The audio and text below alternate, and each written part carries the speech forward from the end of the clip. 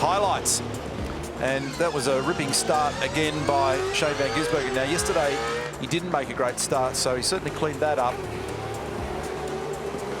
Trouble down at turn 2 for Lee Holdsworth. When you consider where Lee finished in the end, came back to 9th, that was a pretty handsome recovery for a guy that was off the road on the outside of turn 2. Seems like a long time ago when there was a bit of sun poking through the clouds and it was bright and shiny down there at turn 4. A couple of pit stops in this race today.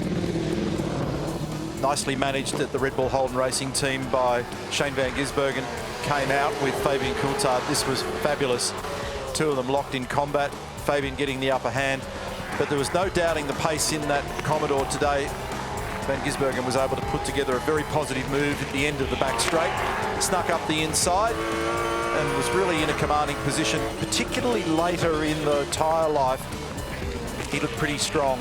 David Reynolds was impressive today. There were times where the drivers had to reach for the wiper switch on the cars.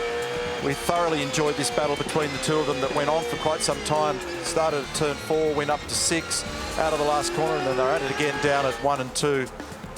Van Gisbergen, though, every time the pressure came on and the stops were processed and he got near the latter end of the sequence, he had pace in hand. He got to the checkered flag, came home with a 5.18 second margin over Fabian Coulthard. So congratulations to he and everybody at the Red Bull Holden racing team, from Coulthard and Reynolds in position number 3.